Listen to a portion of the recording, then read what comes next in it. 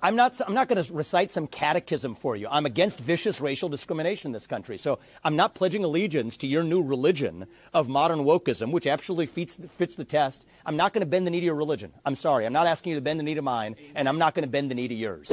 If you needed any more proof that Vivek Ramaswamy is a child, here you go. After being asked by a Washington Post reporter if he condemned white nationalism and white supremacy, Ramaswamy decided to throw a little bit of a tantrum, like a 6-year-old being told to get ready for bed. One would think it would be a simple enough question to answer no matter who you are. But not for Vivek Ramaswamy, 4th place Republican presidential candidate.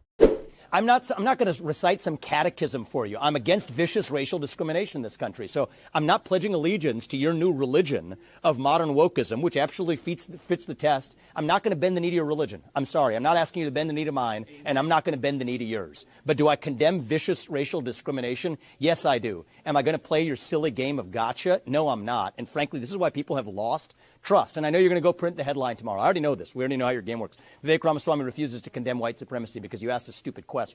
The reality is, I condemn vicious racial discrimination in this country, but the kind of vicious and systematic racial discrimination we see today is discrimination on the basis of race in a very different direction. You want to know what the best way is to end discrimination on the basis of race? Stop discriminating on the basis of race.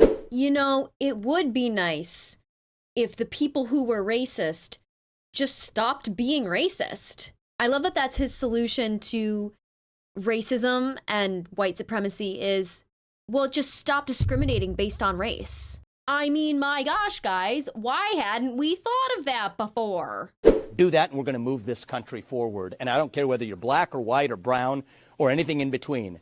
That's how we're going to unite this country. You people have been responsible for dividing this country to a breaking point, creating a projection of national division. I meet people from the south side of Chicago to meetings like this one of every shade of melanin, multiple, from man to woman, doesn't make a difference, who are hungry for reviving unity in this country. And you, with your catechism that you try to get to politicians to whatever fake headline you're going to print on the basis of this conversation tomorrow, that's what's dividing this country to a breaking point. Shame on you. Look people in the eye and tell them what you've actually failed to tell them for the last 5 years. Own the accountability for your own failures as the media. That's how we rebuild trust in this country. And until then, I don't have a lot of patience to play the games. What do you expect I think we need to call a wambulance. If I was that reporter, I would just stand there, mouth agape, stunned. Because all I did was ask a question. It's my job. And it's an easy question. Do you condemn white supremacy? Is usually like a softball of a question.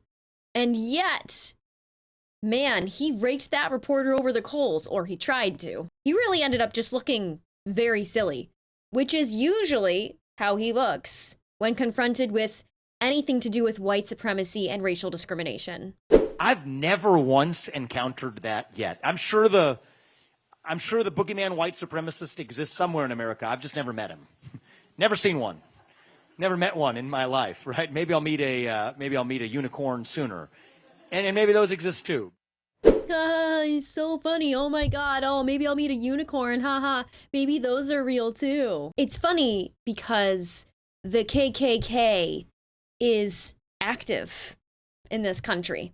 So yeah, but definitely no, white supremacy doesn't exist and racial discrimination definitely doesn't exist, and I've never met a white supremacist, and they definitely don't exist. And all experiences of all people are based on my experiences, and if I've never met a white supremacist, then no one else has either, and they're not real. The unearned confidence is astounding, especially considering in that first clip, he was literally throwing a hissy fit because a reporter asked him a question, which is the reporter's job. Yeah, I definitely want a president who responds like that when someone does their job.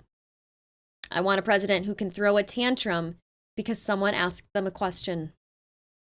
I think that's the hallmark of making a good president, actually. Anyway, thank you so much for watching. If you want to check out some of my content that isn't news related, you can check out my personal YouTube page at BadGamerWyatt. And until then, I will see you in the next video. Thank you.